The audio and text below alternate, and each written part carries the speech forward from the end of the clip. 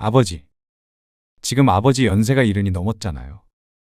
자식 도움받으면서 사실 때 됐죠. 내 집 놔두고 왜 내가 너희 집에서 살아야 하는 거야? 저희가 아버지 집으로 들어가도 되고요. 아이고, 서로 불편해. 싫어, 싫어. 네 엄마 있으니까 내 걱정은 말아라. 어머니 안 계실 때 쓰러지시기라도 하면요? 너희가 집에 있으면 얼마나 있는다고. 잘도 도움이 되겠다. 그래도 그게 아니에요. 여럿이서 살면 좋잖아요. 그리고 말년에 손주 재롱 보면서 살면 좋죠. 오늘 이야기 속 주인공은 73세 명남기 씨입니다. 그리고 그의 아들들에 관한 이야기이죠. 명 씨는 몸이 아프니 이빨 빠진 호랑이가 된 것 같았습니다. 아니, 적어도 자식들은 그렇게 생각하는 것 같았습니다. 그렇지 않고서야 아버지인 자신의 앞에서 부모의 재산을 두고 이 새끼 저 새끼 할 수는 없었을 것이었습니다. 옛날 같았으면 어림도 없었죠. 명 씨는 오래 살아 이런 꼴을 보게 된 것이 한스러웠습니다. 연로한 부모를 모시고 살겠다는 자식, 집을 팔아서 병원비를 쓰라는 자식. 언뜻 보면 둘 다 효자 같았습니다. 하지만 그 내막은 무척 잔인한 것이었습니다. 피눈물 나는 것이었습니다. 70이 넘어서야 부모에게 자식은 독이라는 걸 깨달았습니다. 아들 둘을 키우면서 그동안 수없이도 가슴에 못이 박혀왔지만 이렇게 비참한 순간은 처음이었습니다. 아마도 이제는 부모보다 돈이 더 중요해진 자식들 때문이겠죠. 이젠 자식을 가슴에 묻어야 할 때가 온 것을 느꼈습니다. 명 씨는 아들만 둘 있었습니다. 자식들 둘 모두 결혼해서 슬아의 자식들까지 보았습니다. 명 씨 부부는 새 손주의 조부모가 되었습니다. 큰 손주는 벌써 고등학생이 되었죠. 명 씨는 병실의 하얀 천장을 바라보며 간헐적으로 몰려오는 복부 통증의 인상을 찌푸렸습니다. 위장 장애가 악화되어 벌써 세 번째 입원이었습니다. 옆에서 졸고 있던 아내가 깨어나 물컵을 건네며 말했습니다. 물 좀 잡숴요. 물 많이 마시래잖아요. 컵을 받아들고 마시고 있는데 병실 문이 열리며 큰아들이 들어왔습니다. 지난번 입원했을 때는 바쁘다고 병문안 한 번 안 오더니 이번에는 벌써 세 번째였습니다. 너 안 바쁘냐? 왜 자꾸 와? 요즘엔 좀 덜해요. 지난번이 바빴던 거고요. 아들이 의자를 끌어다 앉으며 말했습니다. 정말 생각 없으세요? 그리고 아들은 어제 했던 얘기를 반복했습니다. 그 소리를 듣고는 명 씨가 단번에 고개를 가로저었습니다. 아, 싫다니까 그러네.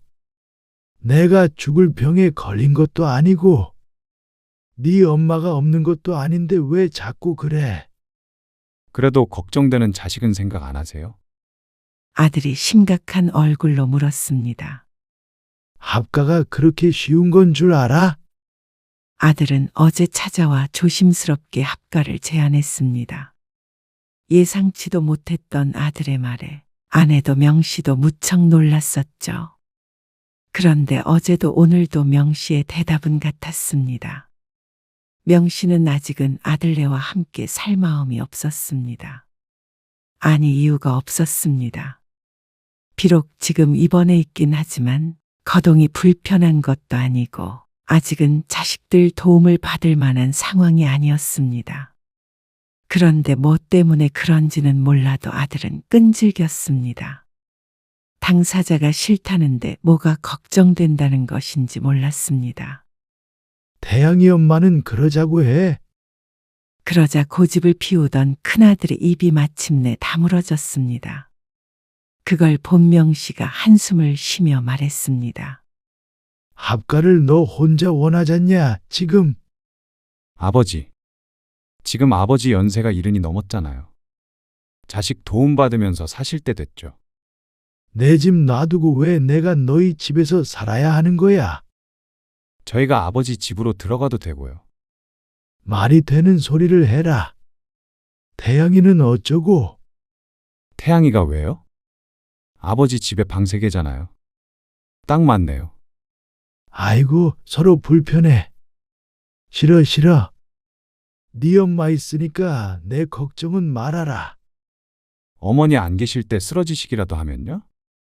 너희가 집에 있으면 얼마나 있는다고. 잘도 도움이 되겠다. 그래도 그게 아니에요. 여럿이서 살면 좋잖아요. 그리고 말년에 손주 재롱 보면서 살면 좋죠. 태양이가 어디 재롱부린 적이나 있냐? 명씨의 아들이 헛기침을 하며 눈을 피했습니다. 큰 손주의 사춘기는 가족들 사이에서 아주 유명한 것이었습니다. 괜히 말년에 며느리 눈치, 손주 눈치까지 보며 살고 싶지는 않았습니다. 그리고 명씨의 예상처럼 그날 아들이 돌아가고 나서 큰 며느리에게서 전화가 왔습니다. 아버님이 태양이 아빠 좀 말려주세요. 저 회사 일이랑 태양이 수험 때문에 그럴 여력이 없어요. 알지? 나도 싫다고 했다. 당연히 같은 생각이었지만 그래도 며느리의 말이 서운하긴 했습니다. 굳이 전화해서 모시고 살 수 없다고 못을 박으니 말이죠. 그리고 사실 태양이 아빠가 합가하려는 이유가 며느리는 말을 끝맺지 않고 말끝을 흐렸습니다. 이유가 뭐? 아니에요. 아무튼 아버님이 좀 말려주시라고요. 태양이 아빠가 자꾸만 합치자는 게 내 건강 때문이라는데 내가 걱정 말라고 했다. 같이 사는 건 우리가 사절이니까 애비가 하는 소리는 신경 쓰지 말아라. 그렇게 며느리를 안심시키고 전화를 끊었습니다. 그리고 며칠 뒤에 명씨는 퇴원을 했습니다. 그러던 어느 날이었습니다. 아버지, 저 짐 싸서 아버지 집으로 들어갈게요.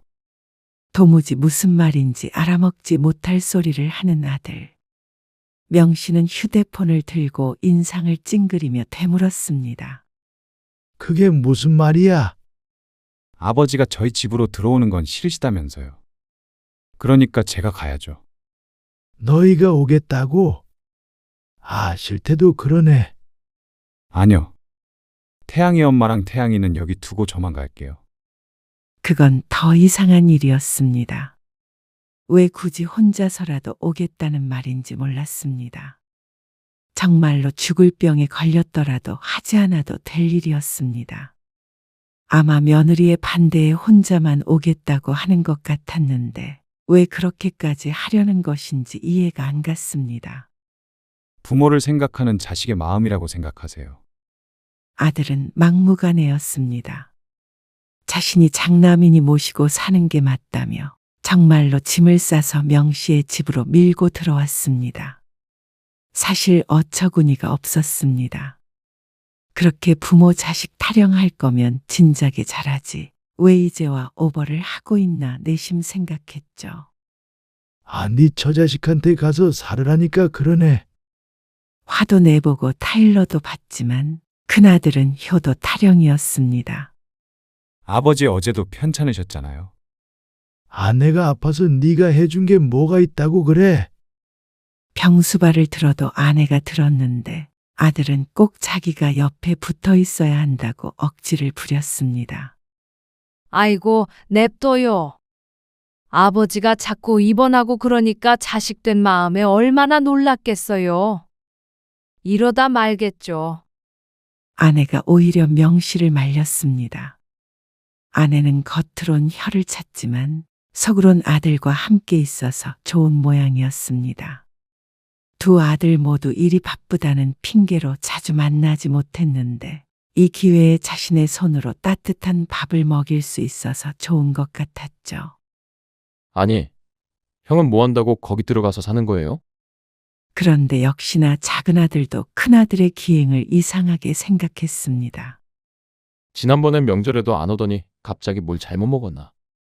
너는 형한테 그게 무슨 말버릇이야? 이상해서 그렇죠. 들어보니까 형수님이랑도 대판 싸운 것 같던데. 뭐? 정말이야? 선아 엄마가 말해주던데요. 근데 당연하죠. 요즘에 시부모 모시고 살자 그러면 누가 좋다고 해요. 근데 형수님 의견은 싹 무시하고 자기 혼자라도 모시고 살겠다고 간 거잖아요. 그게 뭐 이혼하자는 소리 아니에요? 작은 아들의 말에 명씨도 골치가 아팠습니다. 그런데 자기가 안 나가겠다는데 다 큰 아들을 무슨 수로 쫓아낼까요? 이러다 말겠지. 사실 얼마 못 갈 것 같아서 당장 내쫓지 않은 것이었습니다. 출퇴근도 불편하고 처자식도 보고 싶고 부모와 사는 것도 편하지 않을 테니 말이죠. 그러던 어느 날 명 씨는 또다시 병원 신세를 지게 되었습니다. 그때 수술이 잘못된 거 아니에요? 6, 7년 전쯤 명 씨가 위암으로 절제 수술을 했었는데 그 이후로 생긴 장기 합병증이었습니다. 당장 위험한 것은 아니지만 꾸준한 관리가 필요했습니다. 이번처럼 입원하는 일은 많지 않았지만 요즘 들어서 체중도 많이 빠지고 소화불량 증상이 심해서 입원 치료가 필요할 때가 종종 있었죠. 아이고, 모르겠다. 병원비도 만만치 않겠어요. 큰아들의 말대로였습니다. 늘 드는 비용은 아니었지만 비급여 주사나 영양제 같은 것들껏 비쌌습니다. 어쩔 때는 부담이 될 때도 있었죠. 근데 형은 어디 갔어요? 아, 이 옆에 은행에 은행에는 왜요? 아버지가 심부름 시켰어. 통장에서 돈 좀 뽑아오라고. 아버지 돈을요? 카드 주셨어요? 아, 형섭이가 가지고 있거든. 병원을 이제 형섭이가 모시고 다니잖아. 그래서 줬지. 작은 아들은 무언가 말을 하려다가 입을 다물었습니다. 저도 잠깐만 나갔다 올게요. 작은 아들은 올 때 음료수만 사온 게 마음에 걸렸습니다.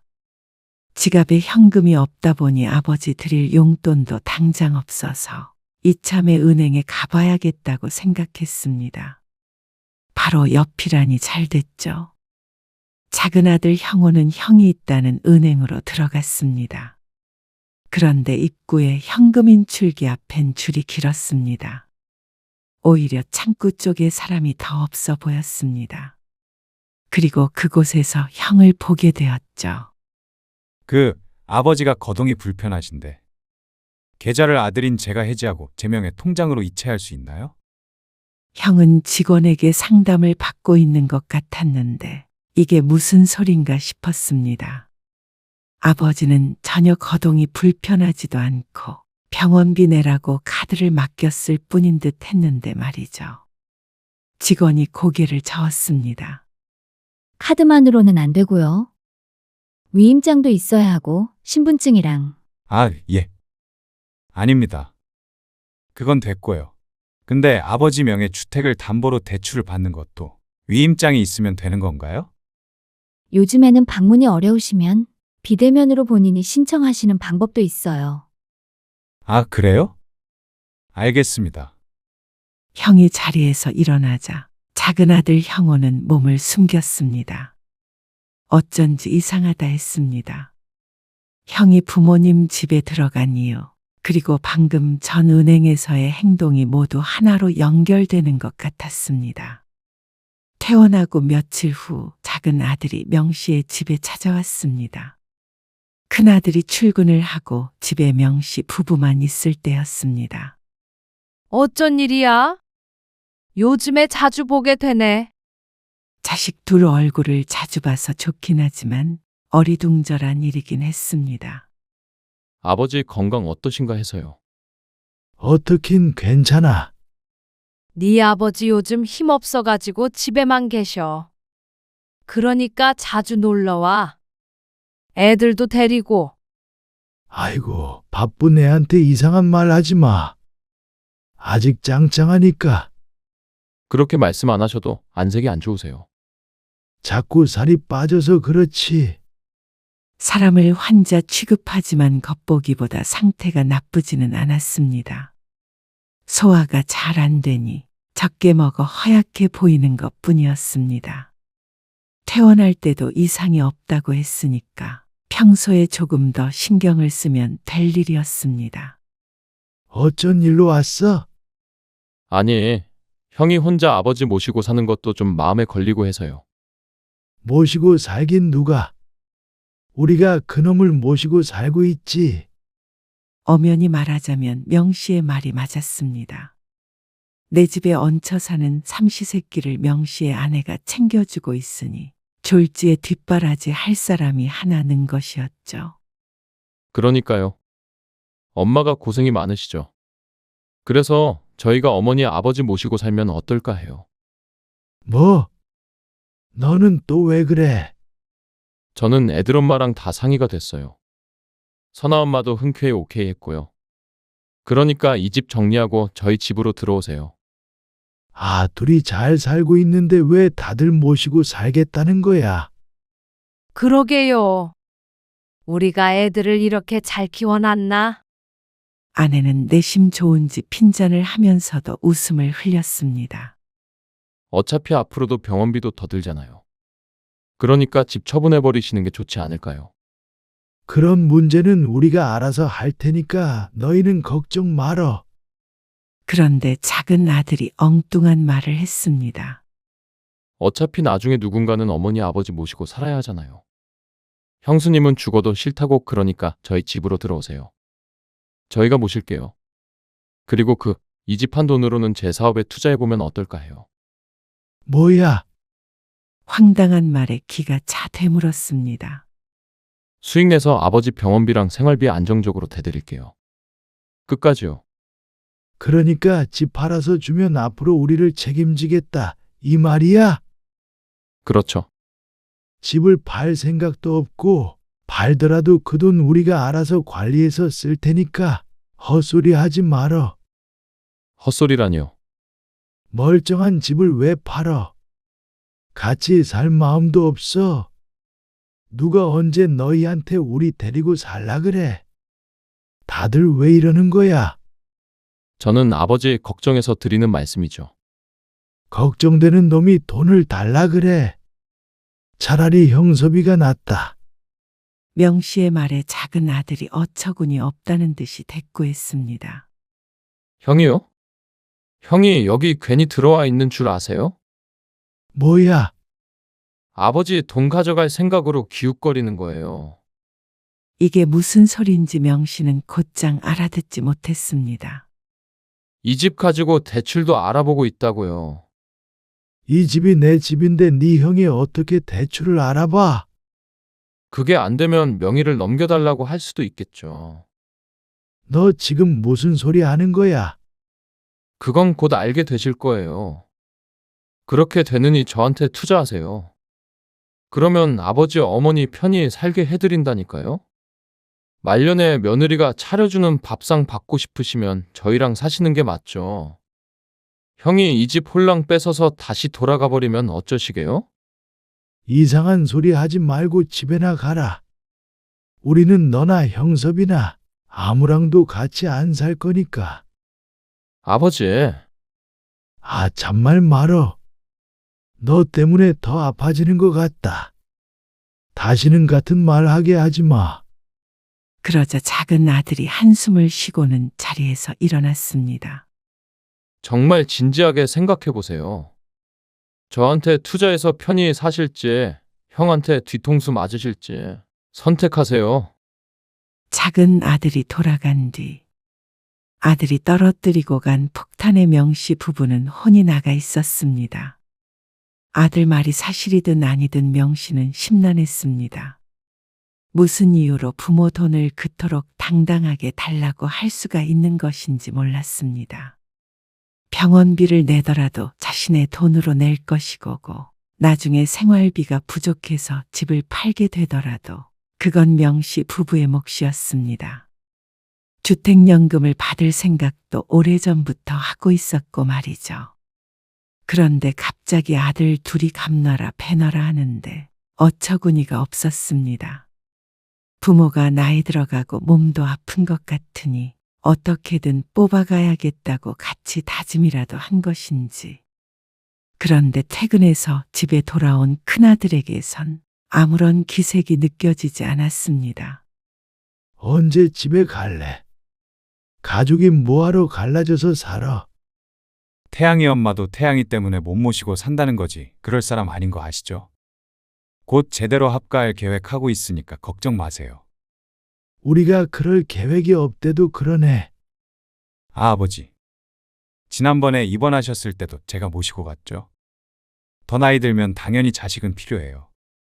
어머니도요. 명씨는 고개를 절레절레 흔들었습니다. 작은 아들이 한 말도 떠올랐습니다. 괜히 자식들 사이를 이간질하는가 싶어서 말은 안 했지만 속은 답답습니다. 그런데 얼마 후 작은 아들의 말이 거짓이 아니라는 걸 깨달았습니다. 아버지. 태양이 엄마가 이 집에서 어머니 아버지 모시고 살 의향이 있대요. 저희 집은 전세니까 만기 되면 빼고요. 이놈이 귀가 먹었나? 그런데 조건이. 아니, 싫다는데. 거기에 조건까지 있어? 이 집 명의를 제 앞으로 해주셨으면 해요. 그러면 어머니 아버지 돌아가실 때까지 저희가 모셔요. 작은 아들의 말이 사실이었는데 거짓말이 아니라는 것에 기뻐하기보다도 더 서글퍼졌습니다. 결국은 큰아들도 작은아들도 명씨에게 자주 찾아오고 집에까지 들어온 이유가 부모 건강 때문이 아니라 돈 때문이라는 게 분명해졌으니 말이죠. 이 집이 가지고 싶어서 들어왔냐? 무슨 말씀이세요? 그런 거 아니에요. 저는 그저 아버지가 걱정돼서. 어머니도 마찬가지고요. 그러면 너 이 집 대출은 왜 알아본 거야? 대출이라니요. 저 그런 적 없어요. 병원 옆에 은행에서 형우가 다 봤다더라. 이제는 큰아들이고 작은아들이고 전부 다 괘씸했습니다. 아픈 부모를 핑계 삼아 자신들의 주머니나 불릴 생각을 하고 있다는 게 충격적이기까지 했습니다. 짐 싸서 나가라. 오늘 내일 중으로. 아버지, 형우는 집 팔아서 자기 사업자금 달라더니 너나 형우나 똑같다. 뭐라고요? 형호 그 자식이요? 장남이 여기 있는데 지가 무슨 집을 팔아라 말아라 해요? 똥 묻은 객끼리 서로를 나무라는 격이었습니다. 너나 형우한테 아무런 도움도 바라지 않고 아무것도 줄 게 없으니까 너도 어서 짐 싸서 나가라. 명씨는 마지막 경고를 했습니다. 하지만 다음 날 큰아들이 나가는 게 아니라 작은 아들이 집으로 찾아왔습니다. 두 아들을 앞두고 명씨는 이번에는 배가 아니라 머리가 아파오는 기분이었습니다. 아버지, 형호가 뭔 소리를 했는지는 모르겠지만 제가 여기 들어온 건 정말 순수한 마음에서였어요. 순수한 마음? 지나가던 개가 웃겠다. 작은 아들이 비웃듯 말했습니다. 그래, 순수하게 집을 가로채려는 마음이겠지. 야, 너 지금 무슨 소리야? 큰아들이 벌떡 일어났습니다. 아버지 앞에서 뭐 하는 짓들이야? 아내가 말려보려고 했지만 두 장정을 말리기엔 역부족이었습니다. 명씨는 잠자코 둘이 하는 말을 듣고 있었습니다. 은행에서 보니까 아버지의 집으로 대출 받는 것도 물어보고 아버지의 예금도 빼갈 수 있는지 물어봤잖아. 내 말이 틀려? 작은 아들의 말에 큰아들이 순간 할 말을 잃었는지 얼굴이 벌개졌습니다. 나는 아버지 병원비 부담되실까봐 나중을 위해서 알아본 거였어. 너는 그런 형의 깊은 속을 알기나 하냐? 누가 그 속을 모를 줄 알고? 형수님도 드디어 마음을 바꿨나 봐. 집 공동명이라도 해주겠다고 설득했어? 이 자식이 뚫린 입이라도 아무렇게나 짓거려. 너는 그러면 뭐가 달라? 아버지 집 팔아서 네 사업자금으로 쓰겠다며? 그건 뭐 아버지 생각해서 그런 거야? 적어도 나는 솔직하게 말했어. 뒤에서 몰래 꼼수 부리지 않고 수익도 떼드린다고 그랬고. 아버지 돈으로 사업하면서 쥐똥만큼 떼주면 다 되는 거야? 쥐똥? 나는 아버지 돈 벌게 해드릴 수도 있어. 형이야말로 부모 뒤통수나 치려는 치사스러운. 이 새끼가 큰아들이 주먹을 불끈 쥐었습니다. 이 새끼? 누군 욕 못해서 가만히 있는 줄 알아? 이 자식아? 뭐? 죽으려고 환장을 했구나? 그만들 못하냐. 이 자식 형한테 말하는 것 좀 보세요. 형은 맨날 장남 타령이나 하면서 한 게 뭐 있어? 아버지 생신 제대로 챙긴 적이나 있어? 그러는 너는 뭐가 달라? 둘 다 그 입 닥치지 못해. 명씨의 목소리에 조용해졌습니다. 아버지, 큰아들이 입을 열었지만 명씨가 손을 들어 막았습니다. 이 집이 누구 거냐? 아버지요. 통장에 돈은 누구 거냐? 아버지요. 얘기 끝났지. 이제 이 집에서 당장 나가라. 아버지, 당장 못 나가? 저는 이 자식보다 나아요. 그래도 여기 들어와서 아버지 모시고 병원도 가고 정말 모시고 살려고 했다고요. 너 아니어도 충분히 다 할 수 있으니까 필요 없으니까 썩 나가. 명씨는 잠시 숨을 고르고 말을 이었습니다. 너희가 내 자식이라는 게 부끄럽다. 이렇게 키운 게 내 잘못이지만 더 이상 너희를 내 자식으로 생각하지 않겠다. 두 아들의 얼굴이 창백해졌습니다. 너희가 안 나가면 내가 나가고. 명씨가 자리에서 일어나려는 신용을 하자 그제서야 집을 나서는 두 아들. 가는 길에 주먹 다짐을 할지 안 할지 모르지만 이젠 그것도 신경 쓰기가 싫었습니다. 돈 때문에 부모 앞에서 이 새끼 저 새끼 하며 싸우는 자식을 더는 자식이라고 부르고 싶지도 않았습니다. 두 아들을 내쫓은 후 명씨와 아내는 며칠간 말을 잃었습니다. 73년을 살아오면서 이렇게 허탈한 적이 있었을까 싶었습니다. 자식을 위해 평생을 바쳐 살았는데 결국 자식들에게는 돈줄로만 보였다는 현실이 가슴을 짓눌렀습니다. 여보, 이 집 부동산에 내놔. 집을 팔려고요. 그래. 저놈의 자식들 얼굴 안 보이는 곳으로 이사를 가버려야지. 지긋지긋하네. 명씨의 아내는 조용히 고개를 끄덕였습니다. 당신 고향으로 가요. 대학병원도 가깝고 공기도 좋잖아. 아내의 말에 가슴속 무거운 돌이 벌써부터 사라지는 기분이 들었습니다. 금매로 내놓아서 그런지 집은 3주 만에 계약하겠다는 사람이 나타났습니다. 그리고 그 소식을 들은 큰아들이 전화로 따졌습니다. 갑자기 집을 파신다고요? 혹시 형옥 그놈 사업자금으로 주시려는 건 아니죠? 저희가 모시고 살게요. 저희 집으로 오세요. 정말 지겨웠습니다. 내가 죽을 때까지 그럴 일은 없을 거다. 혹시라도 형옥 그놈이 하는 말 믿지 마세요. 다 아버지 속이고 돈 빼내려는 속셈이에요. 그러는 너는 다르냐? 저는 다르죠. 저는 명의만 주시면 쭉 그 집에서 모시고 살 거니까요. 다 부질없다. 자식 키워봐야 부질없다. 곧 이사 가니까 그런 줄 알아라.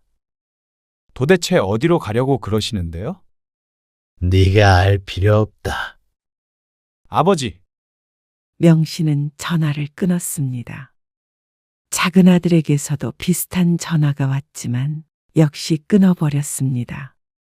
집을 판 돈으로 명씨 부부는 고향 근처에 깔끔한 아파트를 샀습니다. 둘이 살기에 딱 좋은 크기였습니다. 방이 2개인데 하나는 창고로 쓰니 아들들이 와도 묵을 곳이 없었습니다. 물론 어디로 이사했는지 주소도 알려주지 않았지만 말이죠. 병원과도 가깝고 바로 옆에 오일장도 열리는 마을이었습니다. 아이고, 시야도 뻥 뚫려서 좋네. 거실창 앞에 서서 아내가 말했습니다. 아내의 말처럼 명씨도 가슴이 뻥 뚫리는 것 같았습니다. 서울에서의 마지막 몇 달은 정말 답답했습니다. 자식들의 성화에 밥맛도 없었는데 이제 그런 일이 없을 거라고 생각하자 입맛이 도는 것 같았습니다. 그리고 그로부터 몇 달이 지났습니다. 명씨의 건강은 오히려 좋아졌습니다. 스트레스가 없어지니 소화도 잘 되고 체중도 전보다 2kg이 늘었습니다. 아버지, 어디로 가셨는지 말씀을 해주셔야 명절에 애들 데리고 내려가기라도 하죠. 작은 아들이 자꾸만 전화의 위치를 물었습니다. 세상에 부모가 어디 사는지 모르는 자식이 어디 있어요. 여기 있네. 장난하자는 거 아니에요. 나도 장난 아니다. 명절에 올 건 없으니까 너흰 너희대로 살아. 한 번만 더 전화하면 이제는 전화번호를 바꿀 테니까 서로 번거로운 일 만들지 말자. 뚝 끊어버리고 소파에서 일어나자 부엌에서 아내가 나오며 말했습니다. 애들이 당신 성격을 까먹고 있었지. 70이 넘어서야 깨달은 것이지만 자식이라고 해서 무조건 효도를 하는 것은 아니었습니다. 오히려 부모에게 독이 되는 자식들도 있었습니다. 명씨는 이제 자신과 아내만을 위해 살았습니다. 남은 시간을 평온하게 사는 게 유일한 바람이었습니다.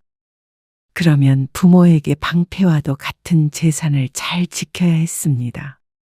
늙어서 기댈 것은 자식들이 아니라 어쩌면 돈일지도 몰랐죠.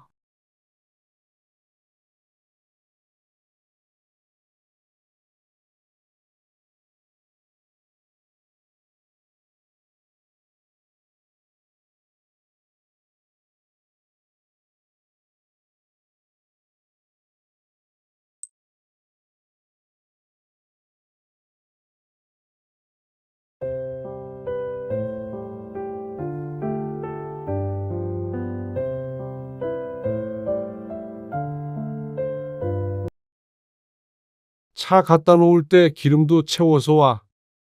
기름? 그래. 빌려가서 썼으면 기름 정도는 도로 채워놔야지. 기름도 빌려준 사람이 채우게 해. 매번 너무한 거 아니야? 아, 알았어요. 근데 좀 치사하다. 뭐? 아니, 기름까지 채워 넣으라는 건. 좀 그렇죠? 오늘 아빠 고생한 거는 알겠는데 부모 자식 사이에 그런 것까지 신경 써? 오늘 이야기 속 주인공은 64세 신유철 씨입니다. 그리고 그의 사위와 딸에 관한 이야기이죠. 신 씨는 사위와 딸의 염치 없음에 기가 막혔습니다. 딸도 못됐지만 아무리 격이 없다 해도 세상 천지의 사위가 장인에게 이러는 경우는 없었습니다. 장인 차를 자신의 차처럼 쓰는 것까지는 어떻게든 이해해 보려고 했습니다. 그런데 빌려갔던 차에 기름 한 번 채워둔 적이 없었습니다. 그리고 그것마저 이해해 보려고 했지만 딸과 사위는 도를 지나쳐갔습니다. 애초에 남에게는 빌려준 적도 없었던 차를 사위라고 해서 빌려주는 게 아니었습니다. 괜히 그랬습니다. 어떤 대가도 치르지 않고 부모에게서 단물만 빼먹으려는 사위와 그런 사위를 옹호하는 딸. 참 둘이 잘 만난 듯 했습니다. 신 씨는 이제 장인 노릇, 친정 아빠 노릇은 그만하려고 마음먹었습니다. 신 씨는 딸만 둘 있었습니다. 두 자식 모두 결혼하며 독립했고 큰딸은 2시간 떨어진 지역에 살고 있었습니다.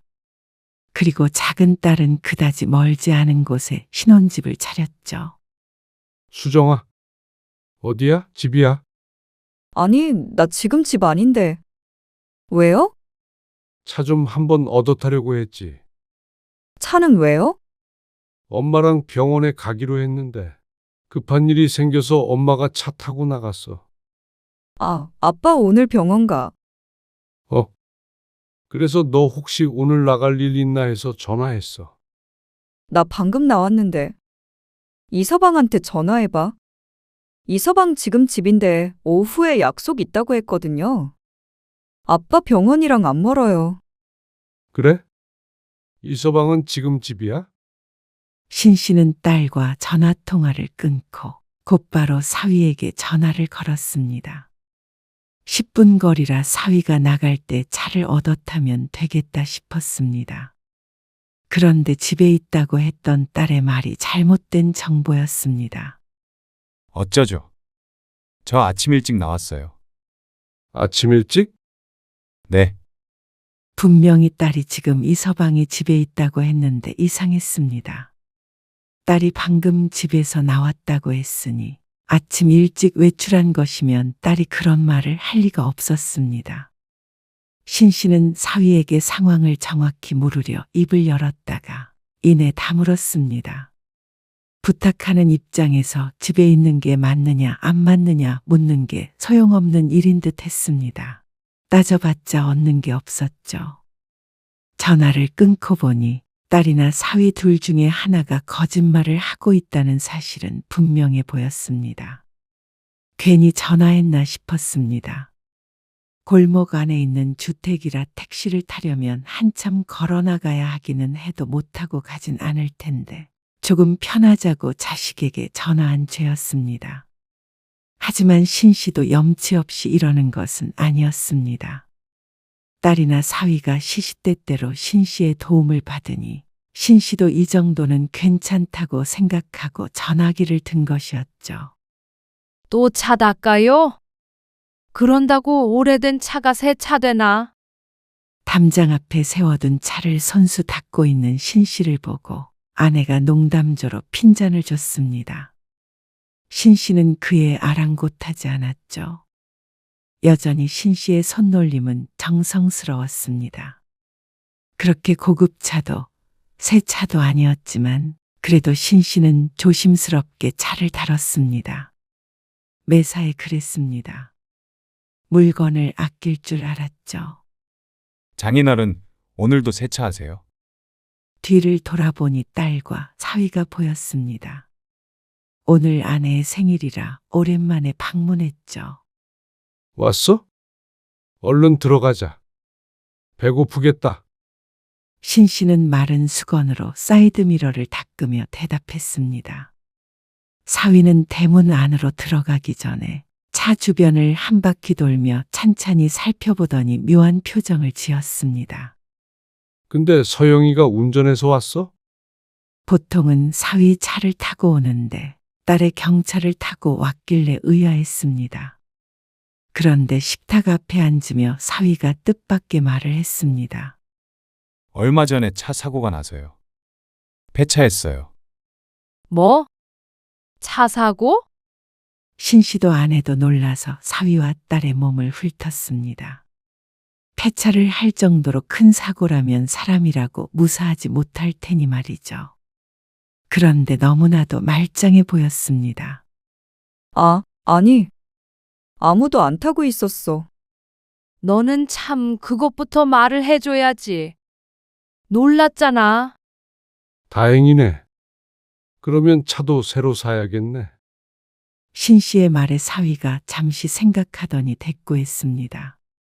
근데 어차피 회사도 거의 버스 타고 다녀서 차 탈 일이 많이 없긴 해요. 근데 서영이는 매일 차 타고 출근하잖아. 그러면 이서방이 너무 불편하지 않겠어? 그러면 가끔 장인 어른 차 빌려 타면 되죠. 웃으며 눈썹을 들썩거리는 사위의 말에 신 씨는 별다른 대꾸를 하지 않았습니다. 그냥 하는 소리라고 생각했습니다. 한 번도 차를 빌리거나 빌려준 적이 없으니 사위의 농담이라고 생각했습니다. 그래도 천만다행이네. 안 다쳐서. 그래서 그냥 다행이라고만 생각하고 말았습니다. 그런데 그 다음 주 주말이었습니다. 장인어른, 죄송한데 부탁 좀 드려도 될까요? 무슨 부탁? 갑작스러운 사위의 전화. 오늘 대학 동기 결혼식이 있는데요. 차 좀 빌릴 수 있을까요? 좀 멀어서 대중교통 타고 가기가 불편해요. 소영이는 같이 가는 거 아니야? 서영이는 일이 있어서 차 타고 나갔어요. 신 씨는 순간 지난번에 병원에 차 한 번 얻어 타지 못했던 것이 생각이 났습니다. 딸이 굳이 집에 없는 사위에게 전화해보라고 거짓말을 했을 것 같지는 않았습니다. 아마 사위가 귀찮았거나 사정이 있어서 거짓을 말한 것이었겠죠. 그렇다고 이 순간에 그 이야기를 꺼낼 생각은 없었습니다. 다만 조금 당황하긴 했습니다. 정말로 차를 빌려가겠다고 할 줄은 몰랐으니 말이죠. 장인어른 오늘 어디 나가세요? 그런 건 아닌데. 신씨 부부의 차는 대부분 담장 앞에 세워져 있고 일주일에 한두 번 정도 몰았습니다. 보통은 집에서 시간을 보내니까 당연한 일이었습니다. 사위도 그걸 알기에 당일에 이렇게 갑작스럽게 연락을 해온 것일 듯했습니다.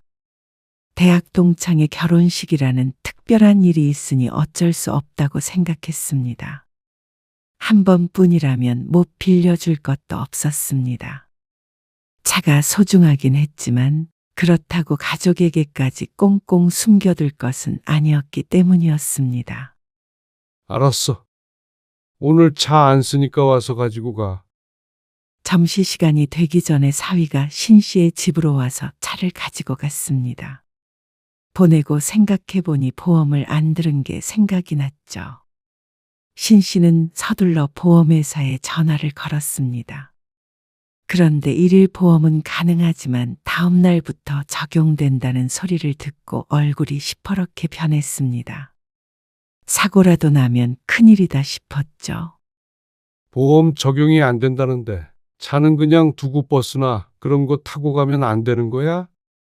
아무래도 불안했습니다. 그래서 출발한 지 얼마 되지 않은 사위에게 전화를 걸었더니 아주 태평했습니다. 아, 벌써 많이 왔어요. 걱정 마세요. 장인어른, 저 사고 안 나게 조심할게요. 사고가 조심한다고 안 나? 신 씨는 발을 종종 구르며 말했습니다.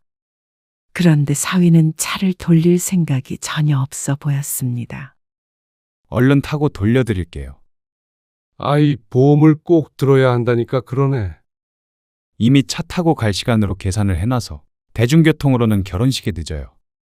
사위의 말에 신 씨가 한숨을 쉬었습니다. 하루 전에만 말을 해줬어도 문제가 없었을 텐데 말이죠. 하는 수 없죠. 이미 가지고 간 걸. 다음에는 미리 말하라고 해야지.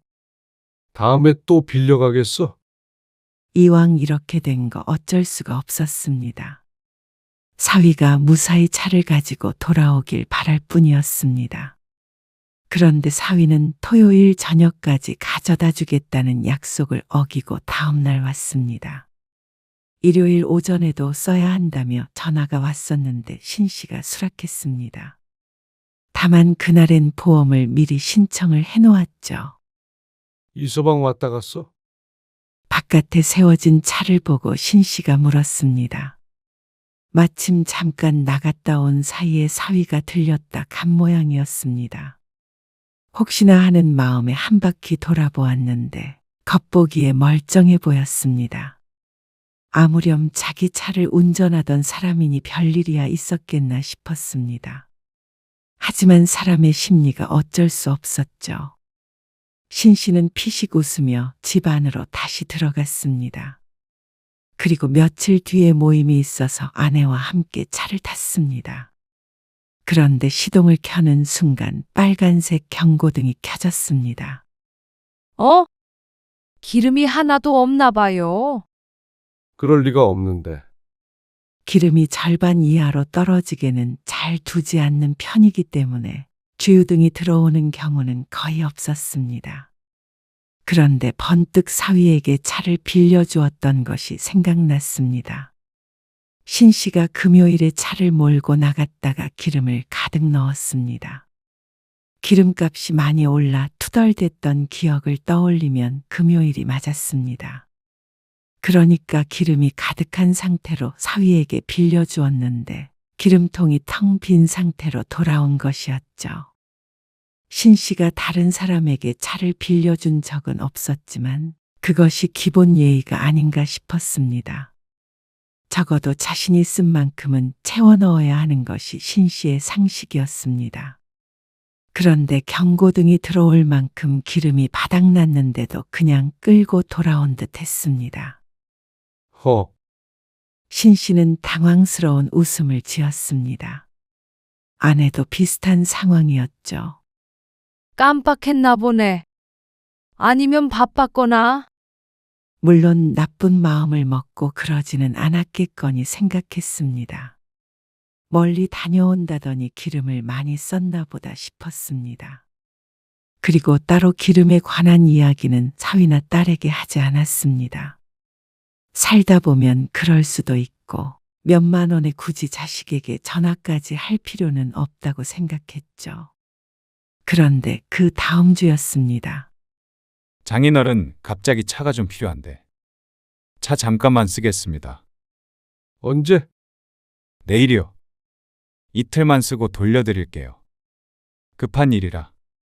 멋쩍어 하는 사위.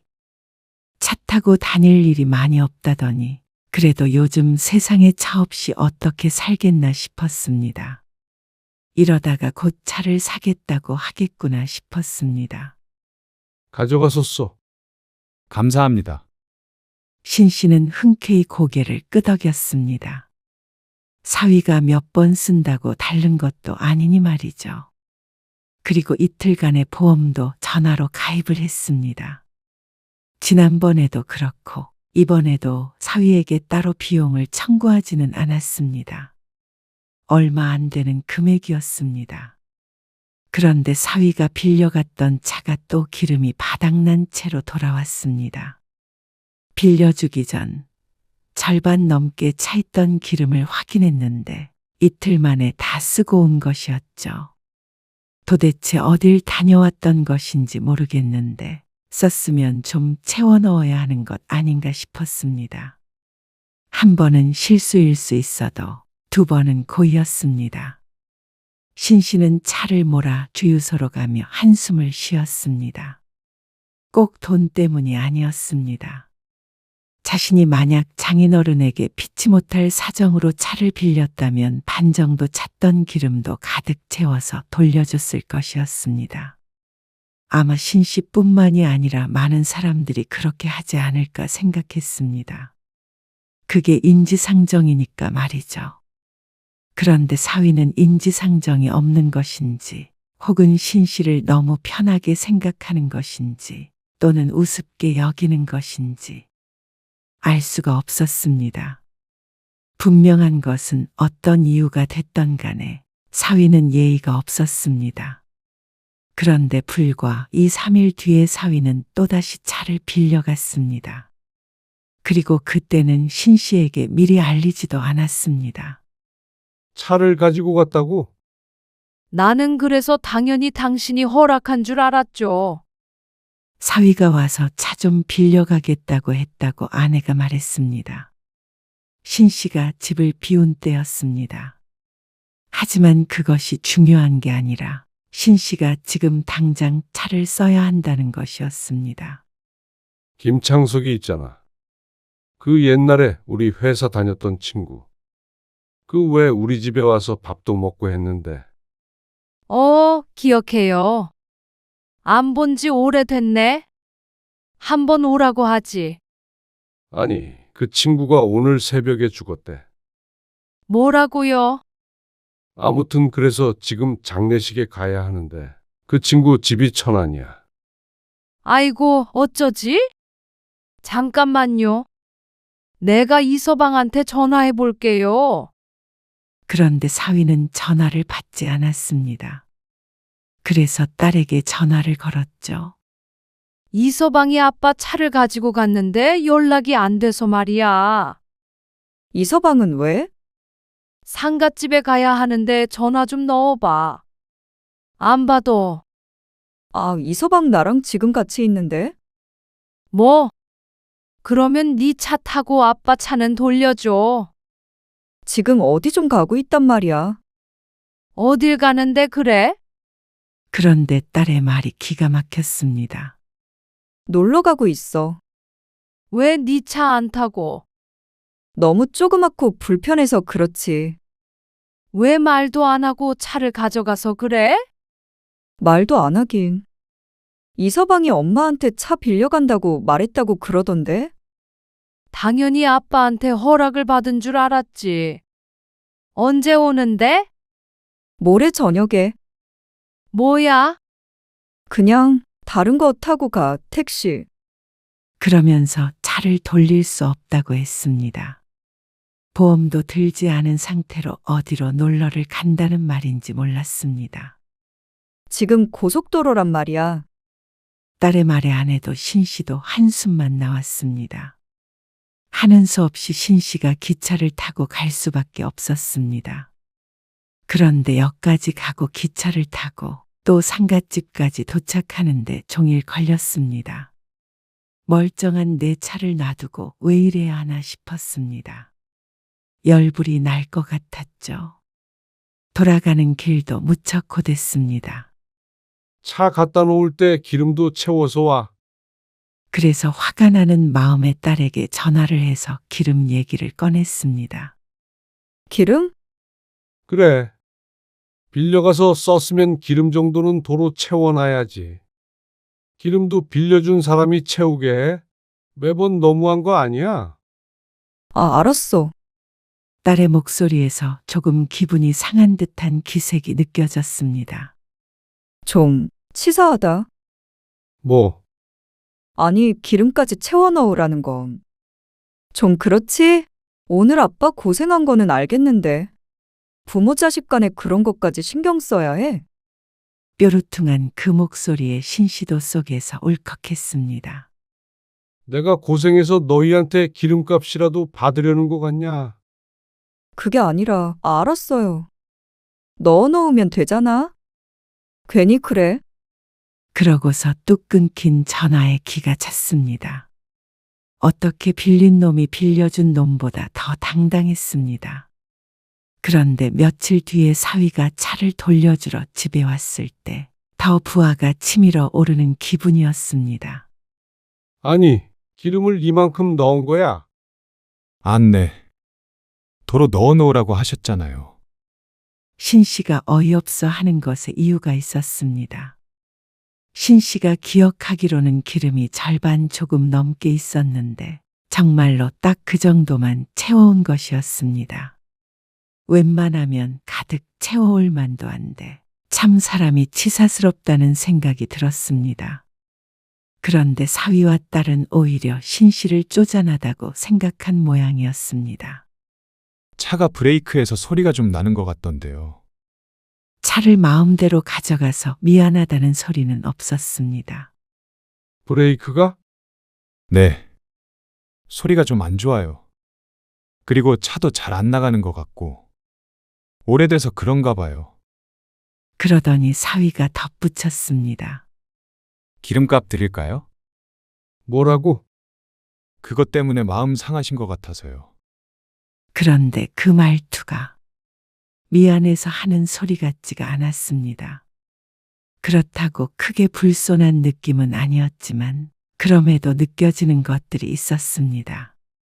정말로 기름값을 줄 마음이 있었다면 기름도 절반만 채워서 오지 않았을 것이었습니다. 아마도 쪼잔한 장인을 비꼬기 위해서가 아닐까 싶었습니다. 그게 과한 생각이 아닌 것 같았습니다. 왜냐면 사위는 끝까지 사과 한마디 하지 않았기 때문이었습니다. 장인어른도 불편해 하시는 것 같으니까 차를 사야 할 것 같기도 하고요. 눈치 보여서 원. 마지막까지 신 씨의 속을 뒤집어 놨습니다. 너무도 확실한 말이었습니다. 그동안 여러 번 차를 빌려주면서 한 번도 기름도 안 넣어준 사위. 그리고 그것에 대해서 한 번도 언급한 적이 없던 신 씨. 과연 누가 누구의 눈치를 봤다는 말인지 어이가 없었습니다. 그래. 차 한 대 사야겠더라. 그렇게 자주 쓰는데 이참에 사는 게 낫지. 기름값 아까우면 전기차를 사던가. 하지만 신 씨도 지지 않았습니다. 사위의 말처럼 차라리 차를 한 대 사는 게 맞겠다 싶었습니다. 차를 안 쓴다더니 신 씨보다도 훨씬 많이 썼습니다. 그 보험료만 하더라도 벌써 금액이 상당했고 나간 기름값도 적지 않았습니다. 이런 태도를 보이는 딸과 사위에게 굳이 내 돈 들여가며 빌려줄 생각이 없어졌습니다. 그런데 사위가 돌아간 뒤에 차를 자세히 보니 뒷목을 잡을 일이 하나 더 생겼습니다. 이게 뭐야? 누가 이렇게 해놨어? 왜요? 차에 뭐 문제 있어요? 여기 옆에를 싹 긁어놨네. 아내가 신 씨가 가리키는 부분을 보고는 깜짝 놀랐습니다. 담벼락에 가려져서 잘 보이지 않았는데 이렇게 큰 흠을 사위나 딸이 몰랐을 거라고 생각이 되지 않았습니다. 당장 전화해봐요. 안 그래도 신 씨가 휴대폰을 꺼내 들고 있었죠. 이거 차에 기스난 거 몰랐어? 아, 그거요. 문지르면 없어질 것 같던데. 뭐야? 그래서 신 씨 보고 문지르라는 소리인지 어처구니가 없었습니다. 돈만 들었다고 생각했는데 차까지 상할 줄은 몰랐습니다. 차를 안 타는 날에도 먼지 앉지 않게 닦아놨던 차였습니다. 험하게 다뤄진 차를 보고 속이 쓰리지 않을 수 없었습니다. 이거 문자 갈아야 하는 거 아니야? 에이, 그 정도는 아니에요. 대수롭지 않게 대답하는 사위 때문에 더 열불이 났습니다. 그 정도는 아니면 문지르든지 칠을 하든지 직접 와서 해. 결국 신 씨는 사위에게 언성을 높였습니다. 실수로 긁었는데 죄송하게 됐다. 하고 먼저 사과를 했으면 이까짓 거 네가 고치라는 소리는 안 했을 것이었습니다. 20만 원이 들어도 신 씨의 선에서 해결을 했을 것이었죠. 그런데 사위의 태도가 괘씸해서 굳이 사위에게 고쳐놓으라고 했습니다. 손해를 보고 서운해도 가만히 있으니까 이런 식으로 해도 되는 줄 아는 모양이었습니다. 무엇보다 장인을 장인으로 생각하지 않는 것 같았죠. 호통을 치고 나무라야 눈치를 볼련지 몰랐습니다. 그렇게 전화를 끊고 다음 날 사위가 딸과 함께 찾아왔습니다. 그러더니 딸이 하는 말이 전날보다 더 황당했습니다. 아빠, 어차피 아빠 차 별로 쓰지도 않고, 그러니까 아빠 차 우리한테 주면 안 돼요. 가져가서 우리가 고칠게. 이게 무슨 말도 안 되는 소리인가 싶었습니다. 아니, 차를 세워두기만 하면 뭐해요? 관리하는데 돈 들지? 세금 들지? 기름값 들지? 그런다고 차를 주는 사람이 어디 있어? 한 대밖에 없는 거를. 아니, 우리도 지내보니까 이서방차가 없으니까 너무 불편하잖아. 우리는 일을 다니는데 차 쓸 일이 아무래도 많이 생기네. 엄마 아빠는 일 안 하잖아. 일 안 한다고 차도 필요 없을 줄 알아? 우리보다는 덜할 거 아니야. 그리고 어차피 아빠도 조금 있으면 운전도 못해요. 왜 못해? 더 나이 들고 눈 침침해지면 운전 어떻게 해? 요즘 노인들이 차 사고 내는 거 뉴스에서 못 봤어요? 기가 막힌 논리였습니다. 설령 그렇다고 하더라도 신 씨의 차를 딸 부부에게 줘야 하는 이유가 될 수는 없었습니다. 서로 좋지 않아? 엄마 아빠도 차 탈 일 있으면 그냥 우리한테 전화하면 되잖아요. 가까우니까 얼른 태워주면 되지. 그러면 우리는 차 생겨서 좋고, 엄마 아빠는 기사 생겨서 좋고, 일석이조네? 일석이조? 너희가 언제 우리 어디 태워다 준 적 있어? 태워주기 싫어 거짓말을 했던 것을 모르는 줄 아는 모양이었습니다. 주면 태워주지. 주면 내 차를 왜 줘? 잘 타고 있는 거를. 아직 60대인데 적어도 5년은 더 운전을 할 수 있었습니다. 정말로 눈이 침침해진다면 신 씨가 먼저 운전대를 놓을 것이었습니다. 그 전에 사위에게 줄 생각은 전혀 없었습니다. 전기차 새로 산다며? 내 차 고장났다며? 근데 왜 갑자기 차를 달라고 그래? 그러자 서로의 눈치를 보는 딸과 사위. 달라고 하면 덥석 줄 줄 알았나 싶었습니다. 그것조차 기가 찼습니다. 이렇게 뻔뻔할 줄은 몰랐죠. 에이, 전기차는 비싸잖아요. 전기차 비싼 줄 몰랐던 것도 아니고 면전에다가 눈치가 보이네 어쩌네 하면서 비꼬았던 것은 사위였습니다. 이제 와서 차를 달라며 찾아온 염치가 신기했습니다. 참, 그러네. 어차피 쓰지도 않을 거 거의 세워만 두면서. 자식 주는 건 아까워. 아깝고 말고 한 문제가 아니잖아. 더 이상 할 말 없다. 그러자 사위가 말했습니다. 그러면 차라리 저희가 살게요. 장인어른 차. 사겠다고? 왜 신씨의 차를 이렇게 탐내나 싶었습니다. 누가 보면 외제차라도 되는 줄 알 것 같았습니다. 500만 원 정도 드리면 될까요? 하 하는 소리가 단전 깊은 곳에서부터 터져나왔습니다. 아무리 중고차라지만 500에 팔만한 차는 죽었다 깨어나도 아니었습니다. 어차피 차도 고장도 여기저기 난 것 같고 500에 가져가면 저도 손해긴 해요. 싹 손봐야 할 것 같아요. 그래서 차에 이런저런 트집을 잡았나 보다 싶었습니다. 이제 보니 날강도가 따로 없었습니다. 그냥 공짜로 차를 갈취해 가려는 수작이었습니다. 처음부터 이러려고 자꾸 차 빌려가고 그랬던 거야. 무슨 말을 그렇게 하세요? 그런 거 아니야. 진짜 너무하네. 됐어. 차는 500이 아니라 5천을 줘도 못 줘. 빌려주는 것도 이제 끝이야. 아빠! 저 차는 내가 고쳐서 비용 청구할 테니까 이제 그만 돌아가. 비용도 청구한다고요? 그러면 저 것도 내 돈으로 하리? 자식한테 너무 박한 거 아니야? 부모한테 너무 박한 게 너야. 신씨의 말에 딸이 도끼눈을 했습니다. 신씨는 손을 휘휘 저어서 딸과 사위를 쫓아내버렸습니다.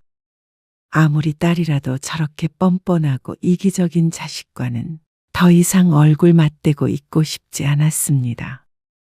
나름대로 잘 지냈던 것 같은데 차 핑계로 자주 왕래하니 틀어질 일밖에 없었던 것 같았습니다.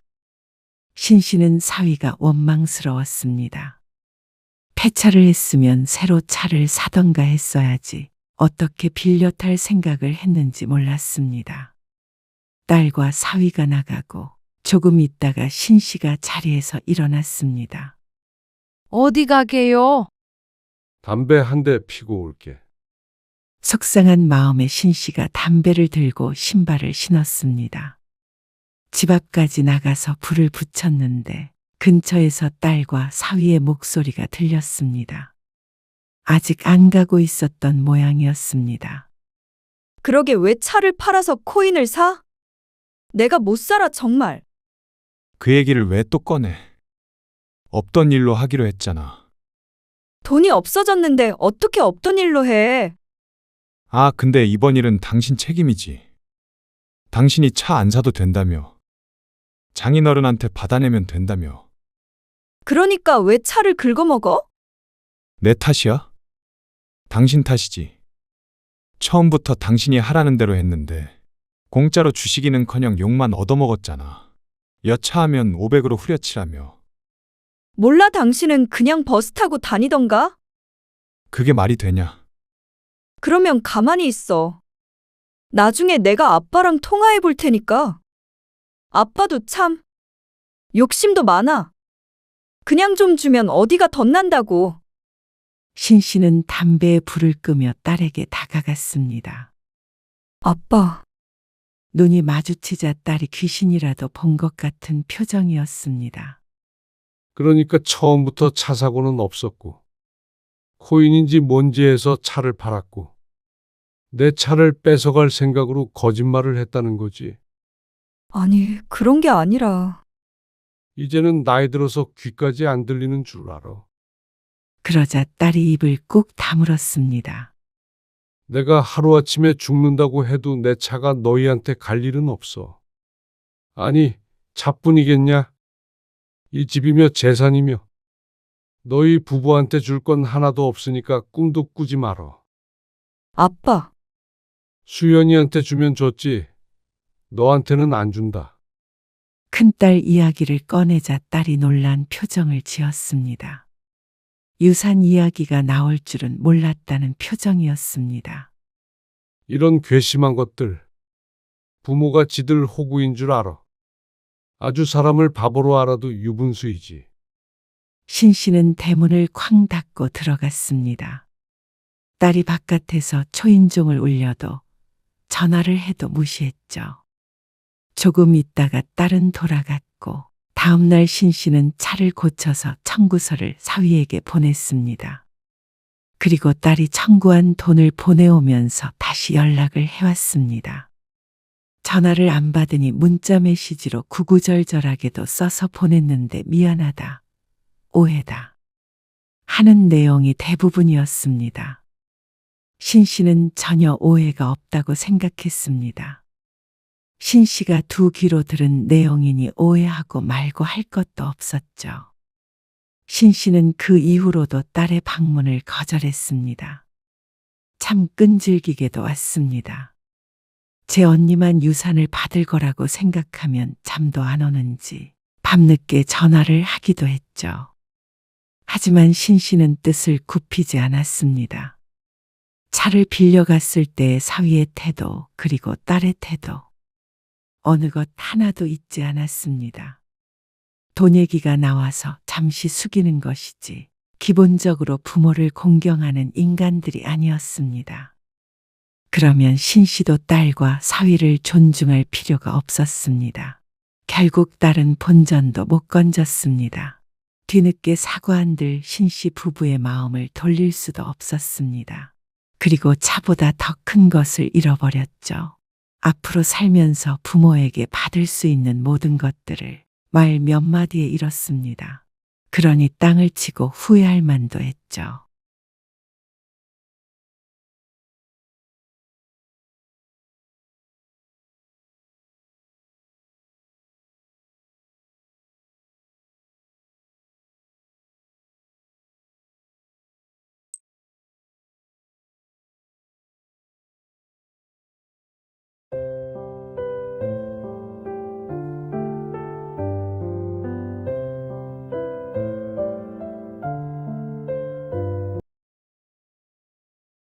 이게 다 뭐야? 다 돌려받으려고. 뭘? 무슨 말이야? 내가 너한테 해줬던 거 돌려받으려고. 다 되돌려 놓은 거야. 엄마 왜 이러는 거야? 지난번부터 엄마가 도와주기로 한 거잖아. 근데 왜 자꾸 이상한 소리를 해? 내가 언제 엄마 도우미 취급했어? 친정엄마가 딸한테 그 정도 못 해줘? 그 정도로 식모 타령하면 세상 엄마 모두가 다 식모고 도우미게? 친정엄마는 딸이 그렇게 대해도 되는 사람이야? 막 대해도 돼? 그렇다고 집을 이렇게 쑥대밭을 만들어놔? 말이 돼? 박서방이 와서 볼까봐 무서워. 오늘 이야기 속 주인공은 66세 고영숙 씨입니다. 그리고 그녀의 딸과 사위에 관한 이야기이죠. 고 씨에게 딸은 세상에 둘도 없는 사랑이었습니다. 그래서 그렇게 키웠는지 몰랐습니다. 어리광만 부리고 부모를 업신여기는 그런 자식으로 말이죠. 자식은 평생을 가도 부모의 마음을 몰랐습니다. 어떻게 키웠는지, 어떤 마음으로 희생을 하는지, 자기 자식을 낳아도 그 자식이 커서 속을 썩이기 전에는 깨닫지 못하는 모양이었습니다. 딸이 도와달라길래 고민도 안 해보고 고개를 끄덕였습니다. 당연히 내 딸이 힘들면 친정엄마인 자신이 도와야 한다고 생각했습니다. 하지만 그런 도움이 무뎌진 것인 건 몰라도 딸과 사위의 태도가 달라졌습니다. 어려워하고 고마워하는 것이 아니라 정반대였습니다. 꼭 친정엄마가 아니라 돈을 쓰고 고용한 직원 대하듯이 했습니다. 아니, 차라리 도움이었다면 더 예의 있게 대했겠죠. 딸에게는 고 씨가 세상에서 제일 쉽고 막대해도 되는 사람인 듯 했습니다. 자신을 막부리는 자식을 보며 고 씨는 생각을 달리했습니다. 그동안 딸에게 사랑을 퍼부은 것은 결코 후회하지 않았습니다. 하지만 그렇다고 앞으로도 그렇게 살겠다는 뜻은 아니었습니다. 고 씨는 딸이 하나 있었습니다.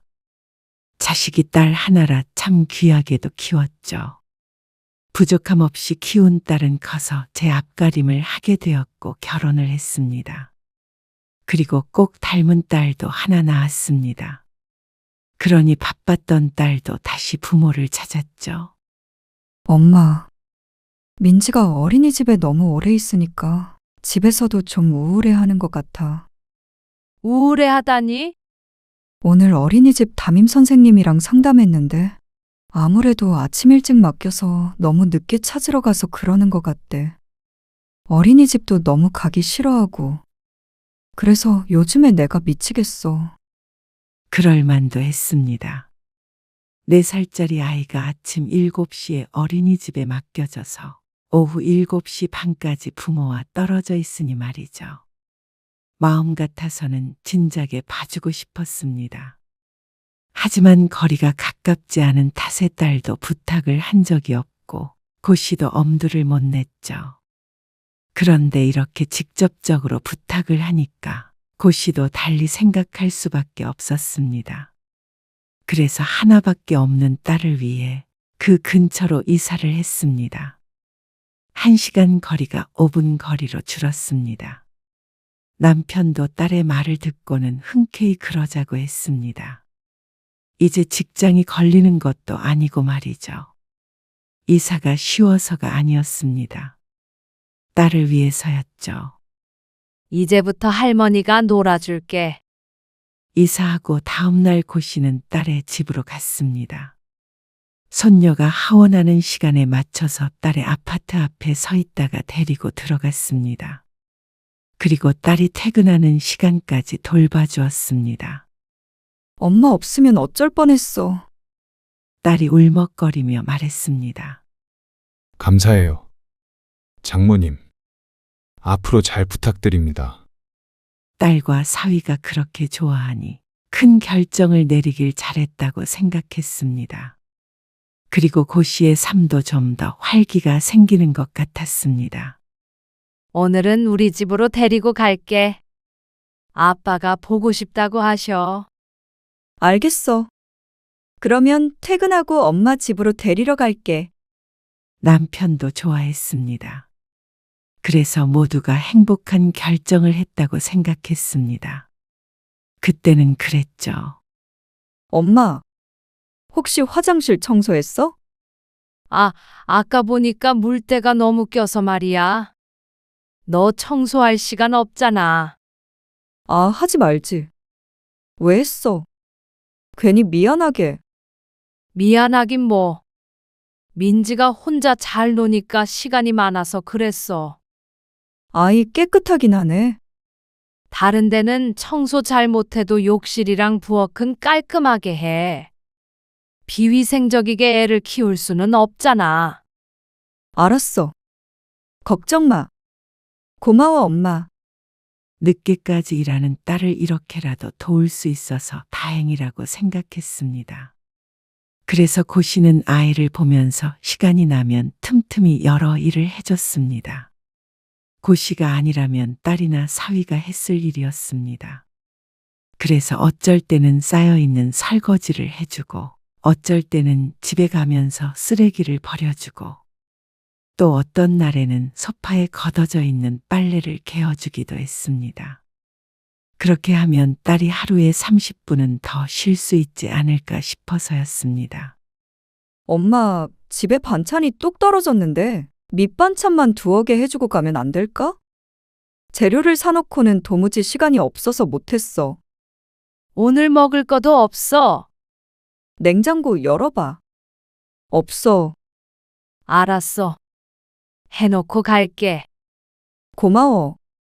엄마, 고 씨는 딸의 전화를 받고는 냉장고를 열어보았습니다. 어수선했습니다. 딸이 따로 챙겨둔 손녀의 밥만 챙겨주고는 냉장고를 건드린 적이 없었는데 냉장고 정리부터 해야 할 것 같았습니다. 딸과 사위가 조금 늦는다길래 음식도 해놓고 냉장고 정리도 해놓았습니다. 그러다 보니 시간이 훌쩍 지나갔죠. 처음엔 일주일에 한두 번이었습니다. 김치찌개나 된장찌개처럼 간단한 것들, 나물 몇 가지 해놓으면 딸이 데워서 먹었습니다. 어차피 손녀딸 밥도 주고 간식도 챙겨줘야 하는데 거기서 조금만 더 신경을 쓰면 될 일이었습니다. 그래서 힘들어도 힘든 줄 몰랐습니다. 엄마. 나 깜빡하고 세탁기를 못 돌리고 나왔어. 내일 입어야 되는 옷이 있는데 늦게 집에 가서 돌리고 널면 안 마를 것 같아서 그런데 미안하지만 엄마가 좀 해줄 수 있어? 그래? 어떻게 돌리면 돼? 그냥 엄마 집에 있는 세탁기랑 비슷해. 손빨래 해야 하는 건 아니고? 아니, 그러지는 않아도 되는데 건조기는 돌리면 안 돼. 알았어. 걱정 마. 딸이 부탁하는 일은 점점 늘어났습니다. 어차피 집에 있으니 내가 하자 하면서 딸이 해달라는 건 대부분 들어주었습니다. 오후 3시부터 8시 가까이 있으니까 시간은 충분했습니다. 엄마, 빨래 널었어? 널었어. 거실 봐. 사위보다 먼저 퇴근해서 집에 온 딸이 빨래부터 확인했습니다. 그런데 고 씨가 널어놓은 빨래를 보고 인상을 찌푸렸습니다. 근데 혹시 흰 빨래랑 검은 빨래랑 같이 돌렸어? 어? 몰라. 한 번에 돌렸는데 왜? 아니, 엄마. 같이 빨면 어떻게 해, 상식적으로. 따로 빨라는 소리를 안 해서. 당연히 한 번만 돌리면 되는 줄 알았지. 엄마도 살림하면서 그런 걸 일일이 말을 해야 해. 당연히 따로 해야지. 왜? 물들었어? 육안으로 보았을 때는 그래 보이지 않았습니다. 그럴 수도 있으니까 하는 소리지. 엄마는 집에서 그냥 다 같이 넣고 빨아서. 다음부턴 꼭 따로 빨어. 어, 얼떨결에 대답을 하긴 했지만 조금 희한한 상황이라고는 생각했습니다. 그런데 딸이 하도 짜증을 내니 그러겠다고 대답하고 만 것이었죠. 분명히 처음엔 거실에 늘여놓은 장난감만 치워줘도 고맙다고 울먹거리던 딸이 이제는 무얼 해도 고맙다는 말은 하지 않았습니다. 오히려 좀 더 세세한 요구를 이야기할 뿐이었죠. 엄마, 박서방이 엄마가 한 콩나물 무침이 너무 싱겁대. 그래? 소금 좀 많이 쳤는데. 박서방은 좀 짭짤한 거 좋아해. 차라리 짜게 해줘. 알았어. 그리고 미역국 끓였어? 어? 너 좋아하잖아. 딸이 냄비 뚜껑을 열며 물었습니다. 그런데 인상을 찡그린 채였습니다. 좋아하긴 하는데. 나 회사에서 중요한 발표 있단 말이야. 내가 말하지 않았나? 미역 먹으면 미끄러지는 거 아니야? 이건 박서방이나 줘야겠다. 언제 퇴근한대? 금방 온대. 밖에 비 온다는데 엄마 집에 어떻게 가게? 우산 쓰고 가면 되지. 가까운데 뭘. 고 씨의 말에 딸이 고개를 끄덕였습니다. 그리고 잠시 뒤에 띠리릭 소리가 들리며 현관문을 열고 사위가 들어왔습니다. 고 씨를 향해 고개를 슬쩍 숙였죠. 사위의 머리랑 어깨가 젖어 있었습니다. 비 많이 와? 많이 오네. 지하주차장에 자리 없어서 밖에다 대고 왔어. 비 더 오기 전에 난 그럼 이만 가볼게. 우산 하나만 빌려줘. 거기 있는 거 가지고 조심히 가. 고씨가 우산을 들며 신발을 신자 사위는 또다시 고개를 살짝 숙여 인사했습니다. 그게 끝이었습니다.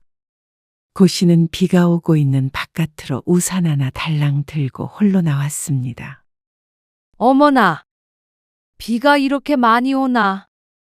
생각보다 훨씬 많이 내리는 비에 잠시 고민이 되었습니다. 이대로는 우산이 있어도 쫄딱 젖을 것 같았죠. 그래서 결국에 고씨는 휴대폰을 들었습니다. 지수야, 지금 비가 너무 많이 오네? 걸어갈 엄두가 안 난다. 어쩌지?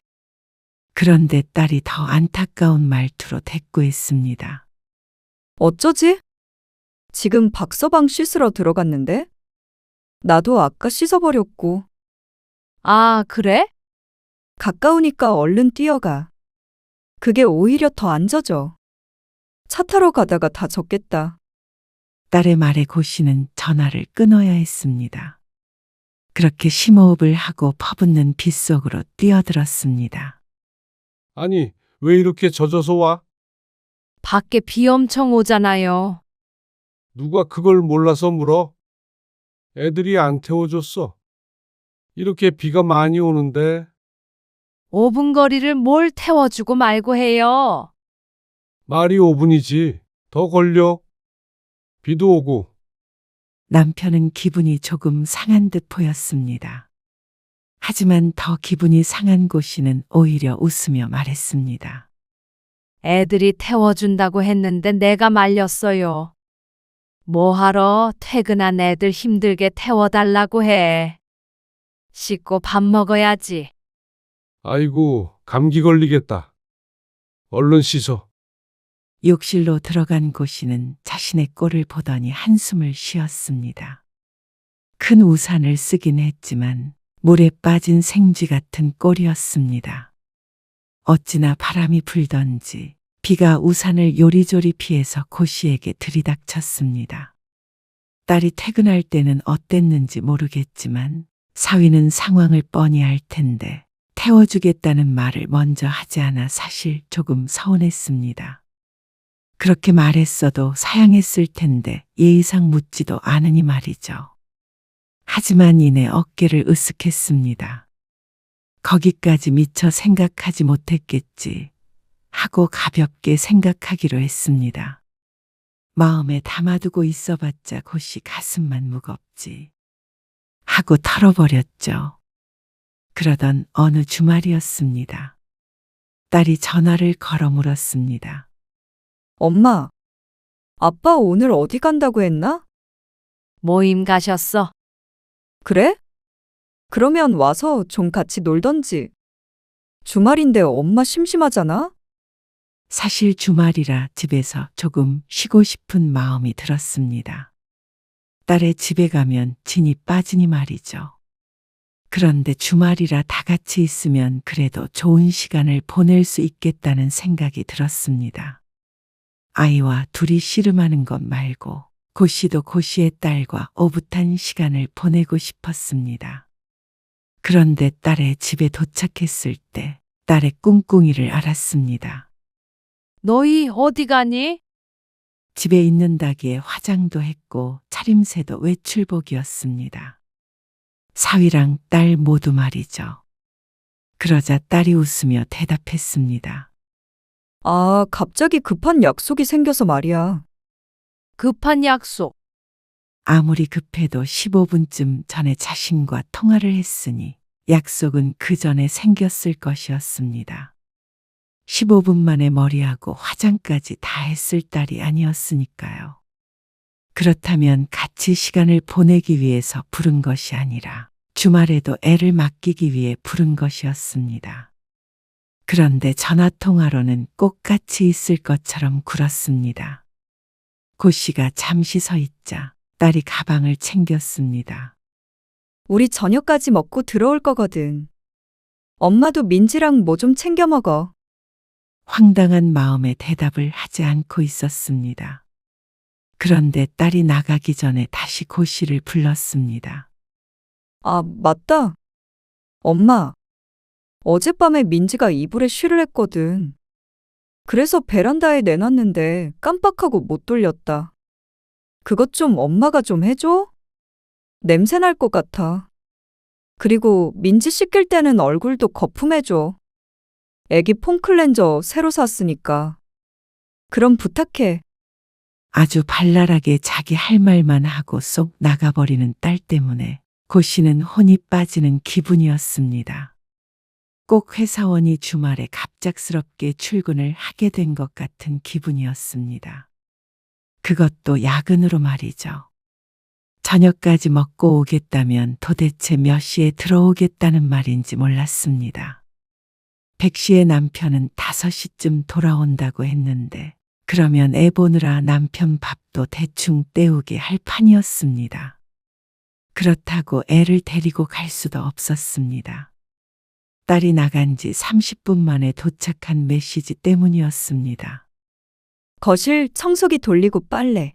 김치냉장고에 거의 다 먹은 통 있는데 그 안에 있는 거 버려주고 설거지. 내일 먹을 밑반찬 2개. 북엇국 끓여놓고 가기. 이렇게 문자가 왔습니다. 꼭 직원에게 업무를 지시하는 상사 같았습니다. 부탁하는 것 같지도 않고 점점 말투가 짧아졌습니다. 고 씨는 어이없는 헛웃음을 내뱉으며 문자를 물끄러미 내려다보았습니다. 다시 보아도 딸이 엄마에게 보낸 메시지 같지가 않았습니다. 그리고 지시사항은 어찌나 많은지 종일 움직여야 할 수 있을 것 같았죠. 잠시 한숨을 쉬고 자리에서 일어나는데 또다시 휴대폰이 띠링하고 울렸습니다. 딸이 뭐라고 덧붙였는지 눌러보자 고 씨의 입에서 허 하는 소리가 절로 나왔습니다. 화장실 청소할 때 됐음. 그게 끝이었습니다. 부탁한다던가 고생해달라던가 시간이 있으면 해달라던가 그런 메시지는 없었습니다. 휴대폰은 다시 울리지 않았습니다. 고 씨는 한참을 휴대폰을 들고 앉아 있다가 조용히 거실 테이블 위에 내려놓았습니다. 가슴 한편이 싸해졌습니다. 이제 내가 딸을 도와주고 있은 것인지 아니면 딸이 나를 써주고 있는지 헷갈릴 지경이었습니다. 칭얼 때는 아이를 챙기고 낮잠을 재웠습니다. 그리고 나서 다시 문자 메시지를 열어보았습니다. 다시 읽어보니 더 기분이 이상했습니다. 청소기, 반찬, 욕실 정리, 빨래. 그 많은 걸 모두 고 씨에게 던져둔 채로 딸은 약속이 있다며 사위와 함께 집을 나선 것이었습니다. 그럴 수가 있나 싶었습니다. 혼자서 여기저기 청소를 하며 허리도 못 펼 친정엄마를 생각하면 이런 문자 메시지를 보낼 수는 없었습니다. 고 씨도 딸이라서 해주는 것이었지. 만약 돌아가신 고 씨의 친정엄마가 자신을 위해서 이러고 있다고 생각하면 나가 있다가도 불이 나게 집으로 돌아왔을 것 같았습니다. 그 모습이 나중에 사무칠 것 같아서 말이죠. 하지만 고 씨의 딸은 전혀 그러지 않은 모양이었습니다. 딸이 친정엄마에게 의뢰 갖게 되는 그런 연민이나 죄책감, 애틋함 같은 게 고 씨의 딸 지수에게는 없는 것 같았습니다. 마음 같아서는 다 두고 돌아가고 싶었지만 이미 외출한 딸과 사위를 부르면 만족스러울까 떠올려 보았을 때 고 씨는 고개를 젓고 말았습니다. 아마 딸과는 사이가 틀어지고 사위와도 불편해지지 않을까 싶었습니다. 아이를 봐주기로 약속했고 자신이 딸의 집안일을 조금씩 도와주길 바랐으니 그 일의 연장일 뿐이라고 생각하자 다짐했습니다. 그래야 평화가 지켜진다고 생각했습니다. 하지만 딸이 저녁 늦게 집에 도착했을 때 집으로 돌아가는 고 씨의 발걸음은 무척 힘이 없었습니다. 아니 무너지기 직전이었습니다. 하루가 고되어 그런 것도 있었지만 마음 따라 몸도 축 처지는 것 같았죠. 그래도 하루하루가 갔고 딸과 사위는 출근을 했고 고 씨는 손녀를 봐줘야 했습니다. 그게 고씨가 약속한 역할이었습니다. 그게 고씨가 딸을 사랑하는 방법이었습니다. 하지만 고씨의 딸이나 사위는 그게 아닌 것 같았습니다. 그런 고씨의 사랑을 너무나도 하찮고 또 당연한 것으로 취급했죠. 왔니? 지수는 늦나 보지? 곧 올 거예요. 사위가 먼저 퇴근을 했습니다. 고씨에게 고개를 살짝 숙여 인사를 한 뒤에 안방으로 들어갔습니다. 그러고는 씻고 있는지 한참을 나오지 않았습니다. 사위가 나와야 고씨가 집에 갈 텐데 참 느긋했죠. 장모님, 20분쯤 지났을 때 사위가 수건으로 머리를 털며 나왔습니다. 안방 화장실에 휴지통 비워야 돼요. 어? 휴지통이요. 꽉 찼네요. 차기 전에 비워야지. 냄새나요. 그러면서 부엌으로 가서 물을 한 컵 따라 마셨습니다. 그동안 고씨는 멍한 표정으로 서 있었습니다. 그래서 휴지통이 꽉 찼는데 어떻게 하라는 것인지 뒷말은 하지 않았습니다. 하지만 고씨도 사위도 그 생략된 말이 무엇인지 서로 알고 있었습니다. 사위는 고씨를 지나쳐 식탁 앞에 앉았습니다. 그러고는 휴대폰을 보며 무심히 말했습니다. 밥 좀 얹어 먹을게요. 점심에 잘 못 먹어서요. 밥이요. 지금 먹겠다고요. 그러면서 고씨는 한 번도 쳐다보질 않았습니다. 아마 모르는 사람이 보았다면 사위를 드라마에 나오는 회장님, 고씨를 가사도우미로 알 것 같았습니다. 그만큼 자연스러웠습니다. 당연히 고씨가 그 모든 것을 해줘야 한다는 듯한 느낌이었습니다. 그리고 그건 딸이 만든 것이겠죠. 아니, 그 전에 고씨가 만든 것이었습니다. 뭐든 해달라는 걸 해주다 보니 내가 스스로 가사도우미의 역할을 자처한 것이 아닌가. 고씨는 순간 머리를 한 대 맞은 듯한 기분이 들었습니다. 고씨는 사위의 재촉에 냉장고 문을 열었습니다. 그런데 그 안에 들어있는 반찬통을 꺼내지 못하고 문만 붙잡고 한참을 서 있었습니다. 장모님, 사위의 의아한 목소리가 들렸는데도 대꾸를 하지 못했습니다. 그리고 그 순간 딸이 퇴근해서 집에 돌아왔습니다. 왜 그러고 서 있어? 냉장고에다가 고사지네? 딸의 목소리에 어쩐지 눈물이 왈칵 날 것만 같았습니다. 뜨거운 목구멍을 침을 삼켜시켰습니다. 밥 차려주고 가게? 내거도. 그러더니 가방을 소파 위에 털썩 던져놓고 또 안방으로 쏙 들어가 버리는 딸. 사위나 딸이나 고씨를 대하는 행동이 똑같았습니다. 그리고 같이 먹자는 소리가 아니라 차려주고 가라는 소리였죠. 딸은 옷만 갈아입었는지 금방 나왔습니다. 빨래는? 걷어놨어. 안 개어놨어? 시간이 없었어. 그러자 딸이 혀를 차는 소리가 들려왔습니다. 그게 고씨의 귓가에 천둥처럼 울렸습니다. 고씨는 가만히 딸을 지켜보았습니다. 청소기 돌렸어? 하루 종일 청소하고 밥하고 손주를 돌봐준 자신의 엄마에게 돌아와서 한다는 말이 빨래와 청소, 밥 이야기였습니다. 오늘 힘들지 않았냐? 늦어서 미안하다. 민지가 힘들게 하지 않았냐? 이런 것들이 아니었습니다. 이게 식모가 아니고 달리 뭐겠나 싶었습니다. 어쩐지 이번에 쓴웃음이 나왔습니다. 아니요, 엄마. 찌개 너무 짠 거 아니야? 가스레인지 위에 놓여있던 고씨가 낮에 미리 끓여놓은 김치찌개를 한번 맛보더니 딸이 눈살을 찌푸렸습니다. 언제는 음식을 짜게 하라더니 이제는 짜다고 난리였습니다. 간을 못 맞춰. 엄마는 평생 살림해놓고.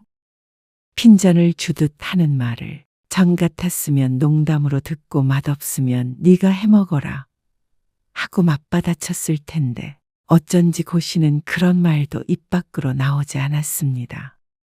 딸은 말로만 엄마 엄마 하고 있지 사실은 자신을 부모로 대하지 않았습니다. 그걸 지금에 와서야 깨달은 게 신기할 따름이었습니다.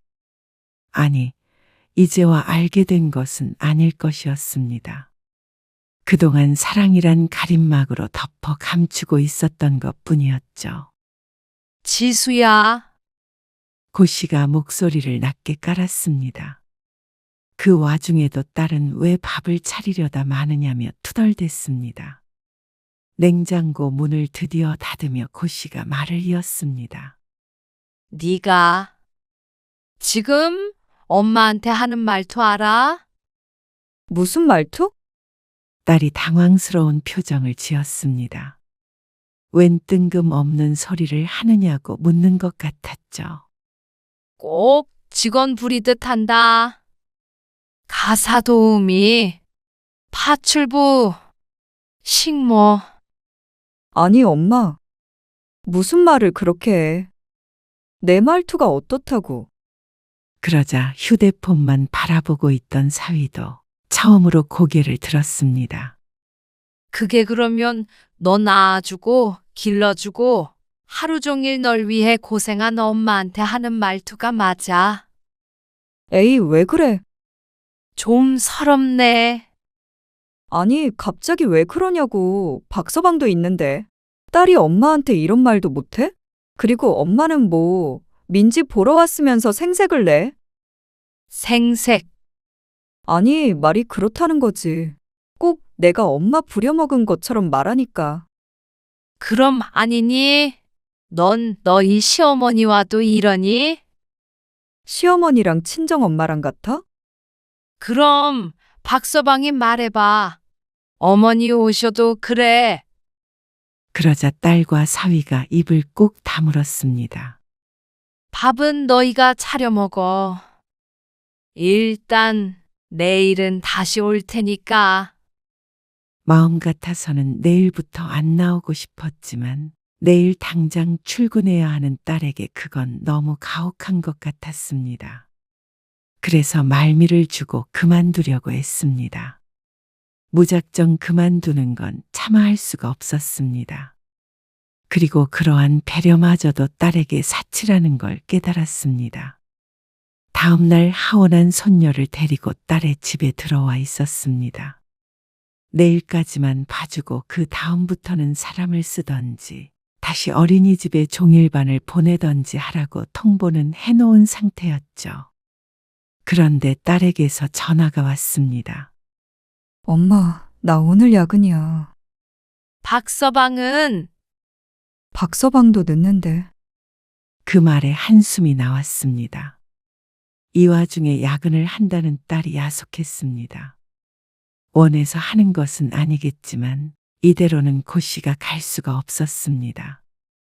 어린이집에 보내고 싶어도 또 이런 상황이 올 텐데. 엄마는 손녀가 그렇게 늦은 시간까지 이리저리 맡겨지는 걸 원하는 거야? 그러면 정말로 도우미를 쓰면 되잖아. 엄마, 그럴 돈이 어디 있어. 그래도 엄마는 이대로는 못 봐줘. 얼른 사람 구해. 그때까지는 봐줄 테니까 그럼. 딸이 한숨을 쉬었습니다. 일단 알겠어. 오늘은 늦어요. 그런데 다음 날도 또 그 다음 날에도 딸과 사위는 야근을 했습니다.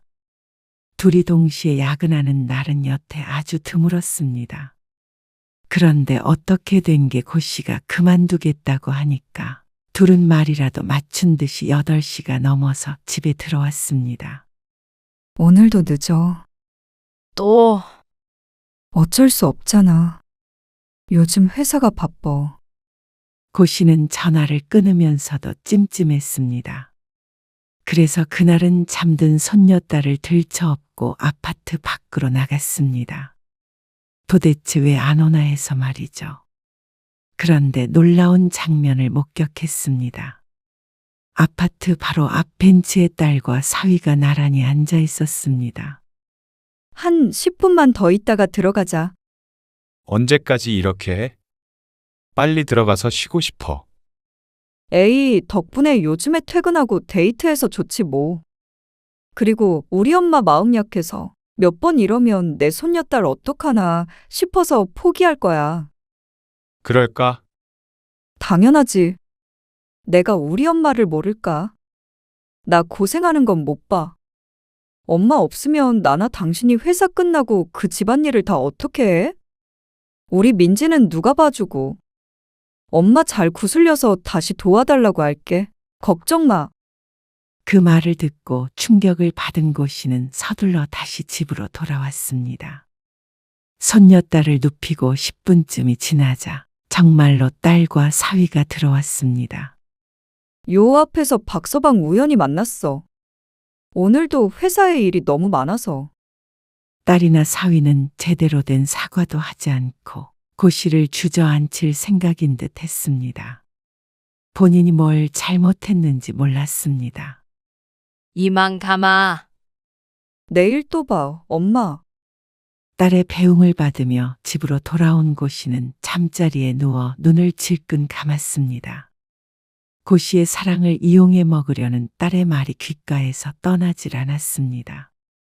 고씨는 다음 날 또다시 딸의 집으로 갔습니다. 고씨가 벨이 없어서가 아니라 하도 분해서 그냥은 못 갈 것 같아서였습니다. 고씨는 손녀를 일찍 재웠습니다. 그러고 나서는 밤새 생각했던 바를 행했습니다. 냉장고 문을 열어 반찬통을 죄다 꺼내어 싱크대 안에 쏟았습니다. 고씨가 딸 먹으라고 해놓은 반찬들이었습니다. 그리고 청소기에 들어있던 먼지통을 꺼내 먼지를 거실에 흩트려 놓았죠. 고씨가 딸 힘들지 말라고 대신 돌린 청소기 안에 있던 것들이었습니다. 그리고 빨았던 빨래는 도로 빨래통으로 처박아 넣었습니다. 고씨가 어제 널어놓았던 빨래였습니다. 그리고 곱게 걸어놓은 옷장의 옷들도 침대 위로 던졌습니다. 고씨가 딸을 위해 정리해 놓은 옷이었습니다. 욕실에 있던 쓰레기통은 바닥에 뒤집어 탈탈 털었습니다. 고씨가 딸 손이 더러워질까봐 비워놓았던 쓰레기통이었습니다. 그런데도 속이 후련하지가 않았습니다.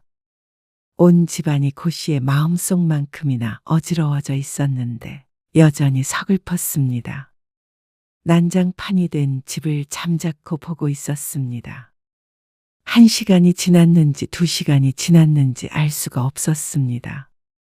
그리고 현관문 여는 소리가 들렸을 때 딸이 들어오고 있었죠. 이게 다 뭐야? 다 돌려받으려고. 뭘? 무슨 말이야? 내가 너한테 해줬던 거 돌려받으려고 다 되돌려 놓은 거야. 엄마 왜 이러는 거야? 지난번부터 엄마가 도와주기로 한 거잖아. 근데 왜 자꾸 이상한 소리를 해? 내가 언제 엄마를 도우미 취급했어? 친정엄마가 딸한테 그 정도 못 해줘? 그 정도로 식모 타령하면 세상 사람 모두가 다 식모고 도우미게? 말을 참 예쁘게 하는구나 싶었습니다. 그러니 후회가 되지 않았습니다. 고씨는 집에서 들고 온 가방에서 종이를 한 장 꺼냈습니다. 친정엄마가 죄인이니 딸한테 빚졌어. 너희가 날 도우미 취급하니까 나도 정당한 대가를 받아보려고. 이게 뭐야? 한번 읽어봐. 종이를 찬찬히 훑던 딸은 고씨를 향해 눈을 부릅떴습니다. 그러니까 그동안 집안일 해주고 애봉값을 달라는 거잖아. 무일푼으로 해줄 일은 아니지. 그리고 요즘 세상에 그러면 잡혀가. 엄마! 내가 친정엄마였다면 당연히 내 딸을 위해 해줬겠지만 나는 엄마가 아니라 도움이잖아. 그러니까 네가 날 대하는 것처럼 하도 행동할 거야. 이 돈을 다 달라는 말이야? 그러면 진짜로 도우미를 썼지. 엄마한테 도와달라고 안 했어. 그러니까 진작에 도우미를 쓰지 그랬니? 집을 이렇게 만들어 놓고 돈까지 달라는 사람이 어디 있어? 내가 알아서 사람 구할 테니까 엄마는 애 봐주기 싫으면 봐주지 마. 고 씨는 짐을 챙겨 나왔습니다. 엉망이 된 집을 정리하려면 고생 좀 하겠다 싶었습니다. 딸은 연락을 하지 않았습니다. 돈을 주겠다는 말도 하지 않았죠. 순순히 받을 수 있을 거란 생각은 하지 않았습니다. 그런데 보름도 안 돼서 딸에게서 다시 연락이 왔습니다. 나 회사 반년 정도 쉬기로 했어. 이제 속이 시원해?